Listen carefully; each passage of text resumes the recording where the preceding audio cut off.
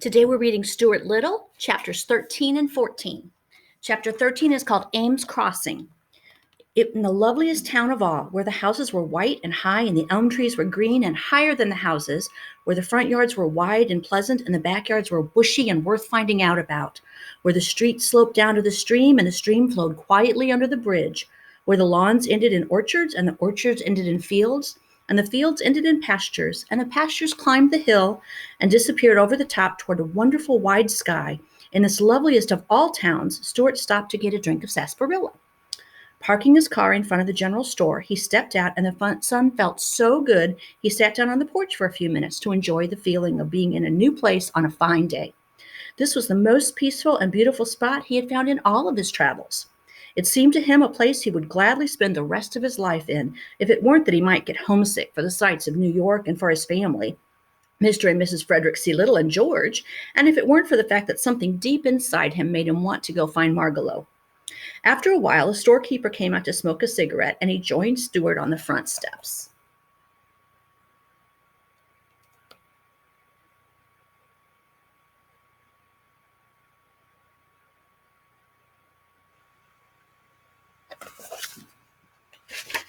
He started to offer Stuart a cigarette, but when he noticed how small he was, he changed his mind. "Have you any sarsaparilla in your store?" asked Stuart. "I've got a ruinous thirst." "Certainly," said the storekeeper, "gallons of it. Sarsaparilla, root beer, birch beer, ginger ale, moxie, lemon soda, Coca-Cola, Pepsi-Cola, Dipsy-Cola, Pipsy-Cola, Popsy-Cola, and raspberry cream tonic. Anything you want." "Let me have a bottle of sarsaparilla, please," said Stuart, "and a paper cup." The storekeeper went back in the store and returned with the drink. He opened the bottle, poured some out in the cup, and set the cup down on the step below Stuart, who whipped off his cap, lay down on his stomach, and dipped up some of the cool, refreshing drink, using his cap as a dipper.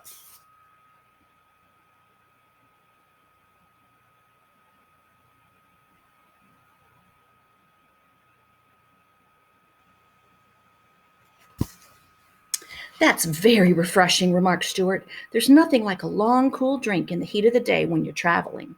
"Are you going far?" asked the storekeeper. "Perhaps very far," said Stuart. "I'm looking for a bird named Margalo. You haven't sighted her, have you?" "Can't say I have," said the storekeeper. "What does she look like?" "Perfectly beautiful," replied Stuart, wiping the sarsaparilla off his lips with the corner of his sleeve. "She's a remarkable bird. Anyone would notice her. She comes from a place where there are thistles." The storekeeper looked at Stuart closely. "How tall are you?" he asked. "You mean in my stocking feet?" asked Stuart. "Yes." 2 inches and a quarter," answered Stuart. Haven't been measured recently, however. I might have shot up a bit." "You know," said the storekeeper thoughtfully, "there's somebody in this town you really ought to meet." "Who's that?" said Stuart, yawning. "Harriet Ames," said the storekeeper. "She's just your size, maybe a trifle shorter, if anything." "What's she like?" asked Stuart. "Fair, fat, 40?" "No, Harriet's young and she's quite pretty. She's considered one of the best dressed girls in this town, too. All her clothes are tailored specifically for her." "That's so," remarked Stuart. "Yes, Harriet's quite a girl. Her people, the Ameses, are rather prominent in this town. One of her ancestors used to be a ferryman here in Revolutionary days. He would carry anybody across the stream. He didn't care whether they were British soldiers or American soldiers, as long as they paid their fare. I guess he did pretty well. Anyway, the Ameses have always had plenty of money. They live in a big house with a lot of servants. I know Harriet would be very much interested in meeting you." "That's very kind of you," replied Stuart, "but I'm not much of a society man these days. Too much on the move. I never stay anywhere long. I blow into a town and blow right out again. Here today, gone tomorrow, a will-o'-the-wisp. The highways and byways are where you'll find me, always looking for Margalo. Sometimes I feel that I'm quite near to her, and that she'll just be around the turn of the road. Other times I feel that I'll never find her and hear her voice again. Which reminds me, it's time I was on my way." Stuart paid for his drink, said goodbye to the storekeeper, and drove off. But Ames Crossing seemed like the finest town he had ever known, and before he reached the end of the main street, he swerved sharp left, turned off onto a dirt road, and drove down to a quiet spot on the bank of the river. That afternoon, he swam and lay on his back on the mossy bank, his hands crossed under his head, his thoughts returning to the conversation he had had with the storekeeper. "Harriet Ames," he murmured.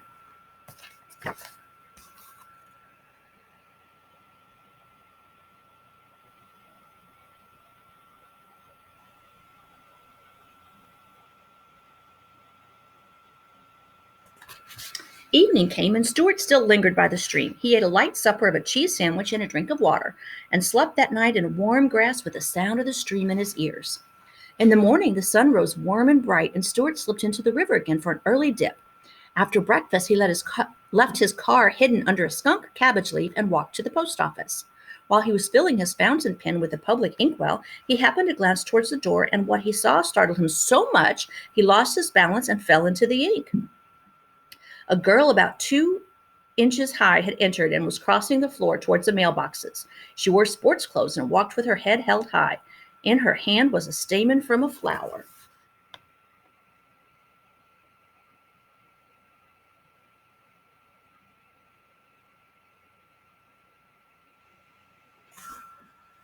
Must be the Ames girl, he said to himself, and he kept out of sight behind the inkwell as he watched her open her mailbox, which was about a quarter of an inch wide, and pull out her letters.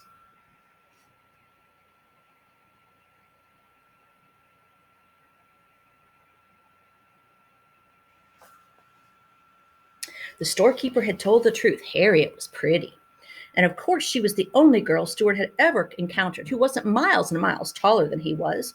Stuart figured that if the two of them were walking along together, her head would come a little higher than his shoulder. The idea filled him with interest. He wanted to slide down to the floor and speak to her, but he didn't dare. All his boldness had left him, and he stayed hidden behind the inkwell until Harriet had gone. When he was sure that she was out of sight, he stole out of the post office and slunk down the street to the store, half hoping he would meet the beautiful little girl, half fearing that he would. Have you any engraved stationery? He asked the storekeeper. I'm behind on my correspondence. The storekeeper helped Stuart up onto the counter and found some letter paper for him, small paper marked with the initial L. Stuart whipped out his fountain pen and sat down against a 5-cent candy bar and began to write a letter to Harriet. Let's see where, there we go.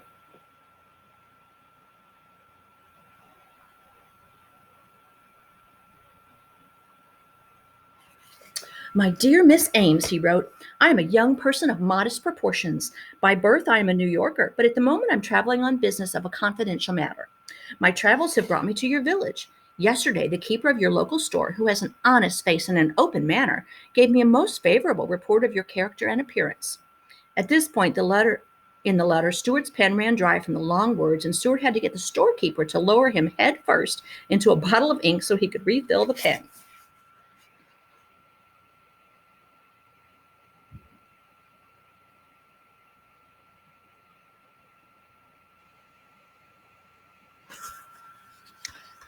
Then he went back to his letter writing. Pray forgive me, Miss Ames, continued Stuart, for presuming to strike up an acquaintance on so slender an excuse as your physical similarity. But of course the fact is, as you yourself must know, there are very few people who are only 2 inches in height. I say 2 inches. Actually, I am somewhat taller than that. My only drawback is that I look something like a mouse. I am nicely proportioned, however, also muscular beyond my years. Let me be perfectly blunt. My purpose in writing this brief note is to suggest that we meet. I realize that your parents may object to the suddenness and directness of my proposal, as well as to my somewhat mouse-like appearance. So I think it probably might be a good idea if you just didn't mention the matter to them. What they don't know won't hurt them. However, you probably understand more about dealing with your father and mother than I do, so I won't attempt to instruct you, but will leave everything to your good judgment. Being an outdoors person, I am camped by the river in an attractive spot at the foot of Tracy's Lane. Would you care to go for a paddle with me in my canoe? How about tomorrow afternoon towards sundown, when the petty annoyances of the day are behind us and the river seems to flow more quietly in the long shadows of the willows? These tranquil spring evenings are designed by special architects for the enjoyment of boatmen. I love the water, dear Miss Ames, and that my canoe is like an old and trusted friend. Stuart forgot, in the excitement of writing to Harriet, that he didn't own a canoe. If you wish to accept my invitation, be at the river tomorrow at about 5 o'clock. I shall await your arrival with all the eagerness I can muster. And now I must close this offensive letter and catch up with my affairs. Yours truly, Stuart Little. After Stuart had sealed his letter in the envelope, he returned to the storekeeper. Where can I get a hold of a canoe? He asked. Right here, replied the storekeeper. He walked over to the souvenir counter and took down a little birch bark canoe with the words Summer Memories stamped on the side. Stuart examined it closely. Does she leak? Asked Stuart. It's a nice canoe, replied the storekeeper, bending it gently back into shape with his fingers. It will cost you 75 cents plus a penny tax. Stuart took out his money and paid the man. Then he looked inside the canoe and noticed there were no paddles. What about paddles? He said, making his voice sound businesslike. The storekeeper hunted around among the souvenirs, but he couldn't find any paddles. So he went over to the ice cream counter and came back with two little cardboard spoons, the kind you use for eating ice cream on picnics. These will work out all right as paddles, he said. Stuart took the spoons, but he was disgusted with the looks of them. They may work out all right, said Stuart, but I would hate to meet an American Indian while I had one of these things in my hand. The storekeeper carried the canoe and the paddles out in front of the store and set them down in the street. He wondered what this tiny boatman would do next, but Stuart never hesitated. Taking a piece of thread from his pocket, he lashed the paddles to the thwarts, swung the canoe lightly upon his head, and walked off with it as calmly as though he were a Canadian guide. He was very proud of his ability with boats, and he liked to show off.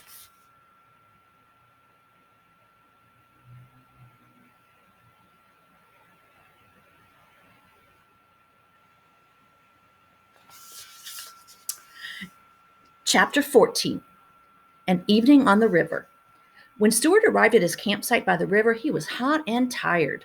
He put the canoe in the water, and he was sorry to see that it leaked badly. The birch bark at the stern was held together with lacing, and the water came through it in a stream. In a very few seconds, the canoe was half full of water. Darn it, said Stuart, I've been swindled. He had paid 76 cents for a genuine Indian birch bark canoe, only to find that it leaked. Darn, darn, darn, he muttered. Then he bailed out his canoe and hauled it up on the beach for repairs. He knew he couldn't take Harriet out in a leaky boat. She wouldn't like it. Tired though he was, he climbed a spruce tree and found some spruce gum. With this, he plugged the seam and stopped the leak. Even so, the canoe turned out to be a cranky little craft. If Stuart had not had plenty of experience on the water, he would have gotten into serious trouble with it. It was a tippy boat, even for a souvenir. Stuart carried stones from the beach down to the water's edge and ballasted the canoe with the stones until it floated evenly and steadily. He made a backrest so that Harriet would be able to lean back and trail her fingers in the water if she wished. He also made a pillow by tying one of his clean handkerchiefs around some moss. Then he went for a paddle to practice his stroke.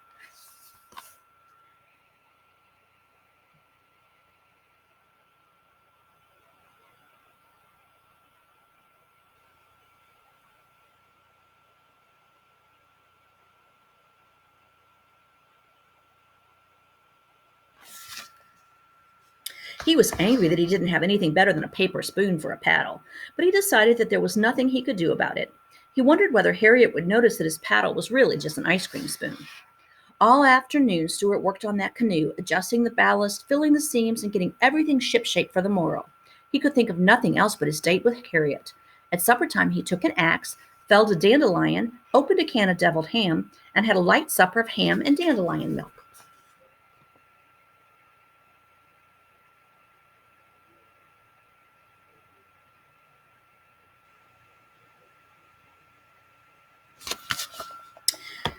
After supper, he propped himself up against a fern, bit off some spruce gum for a chew, and lay there on a bank, dreaming and chewing gum. In his imagination, he went over every detail of tomorrow's trip with Harriet.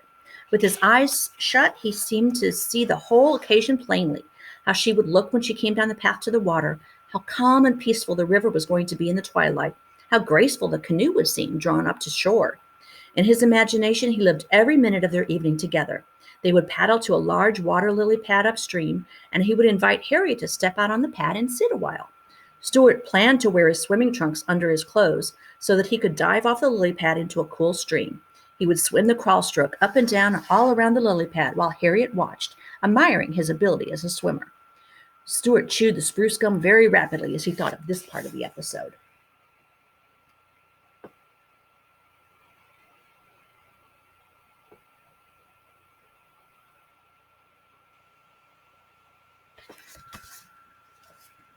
Suddenly, Stuart opened his eyes and sat up.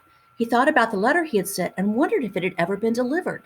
It was an unusually small letter, of course, and it might have gone unnoticed in the letterbox. This idea filled him with fears and worries, but soon he let his thoughts return to the river, and as he lay there, a whippoorwill began to sing on the opposite shore. Darkness spread over the land, and Stuart dropped off to sleep. The next day dawned cloudy. Stuart had to go up to the village to have the oil changed in his car, so he hid the canoe under some leaves, tied it firmly to a stone, and went off on his errand, still thinking about Harriet and wishing it were a prettier day. The sky looked rainy. Stuart returned from the village with a headache, but he hoped it would be better before 5 o'clock. He felt rather nervous, as he had never taken a girl canoeing before. He spent the afternoon lying around the camp, trying on different shirts to see which looked best, and combing his whiskers. He would no sooner get a clean shirt on than he would discover it was all wet under the arms from nervous perspiration, and he would have to change for a dry one. He put on a clean shirt at 2 o'clock, another at 3 o'clock, and another at 4:15. This took up most of the afternoon. As 5 o'clock drew near, Stuart grew more and more nervous. He kept looking at his watch, glancing up the path, combing his hair, talking to himself, and fidgeting. The day had turned chilly, and Stuart was almost sure there was going to be rain. He couldn't imagine what he would do if it should rain just as Harriet Ames showed up to go canoeing. At last 5 o'clock arrived. Stuart heard someone coming down the path. It was Harriet. She had accepted his invitation. Stuart threw himself down against the stump and tried to strike an easy attitude, as though he were accustomed to taking girls out. He waited until Harriet was within a few feet of him, and then he got up.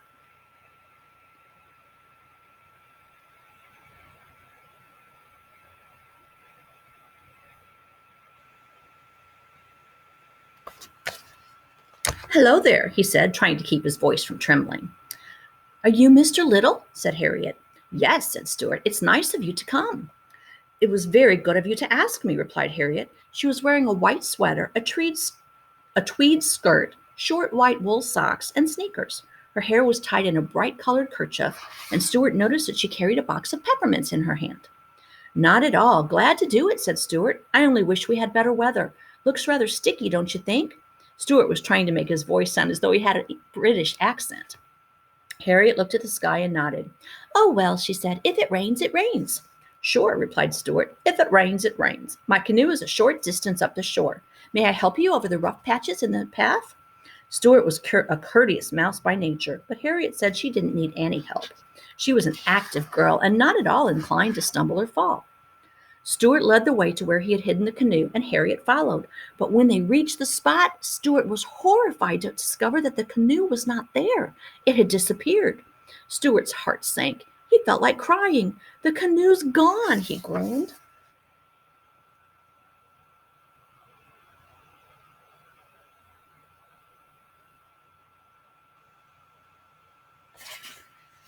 Then he began racing wildly up and down the bank, looking everywhere. Harriet joined in the search, and after a while they found the canoe, but it was a mess.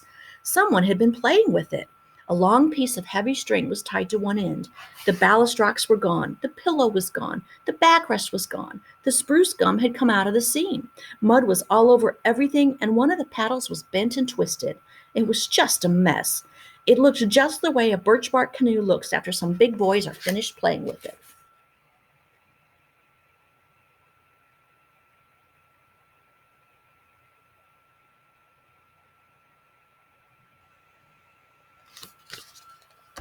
Stuart was heartbroken. He didn't know what to do. He sat down on a twig and buried his head in his hands. "Oh, gee," he kept saying. "Oh, gee whiz."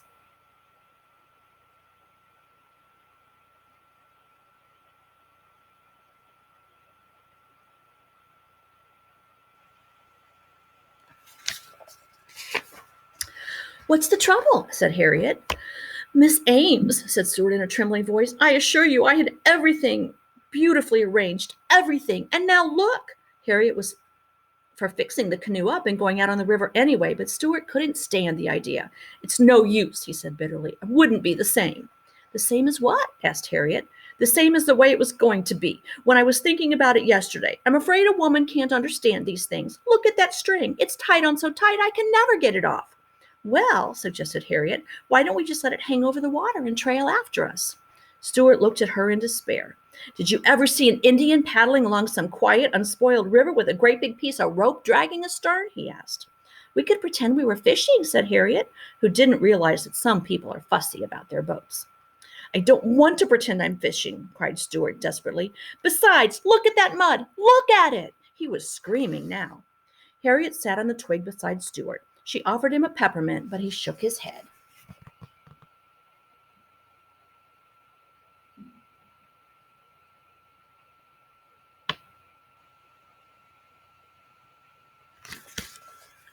"Well," she said, It's starting to rain, so I guess I better be running along if you're not going to take me paddling in your canoe. I don't see why you have to sit here and sulk. Would you like to come to my house? After dinner, you could take me to the dance at the country club. That might cheer you up. No, thank you, replied Stuart. I don't even know how to dance. Besides, I plan to make an early start in the morning. I'll probably be on the road by daybreak. Are you going to sleep out in all this rain? Asked Harriet. Certainly, said Stuart. I can crawl under the canoe. Harriet shrugged her shoulders. Well, she said, goodbye, Mr. Little. Goodbye, Miss Ames, said Stuart. I'm sorry our evening at the river had to end like this. So am I, said Harriet, and she walked away along the wet path toward Tracy's Lane, leaving Stuart alone with his broken dreams and his damaged canoe.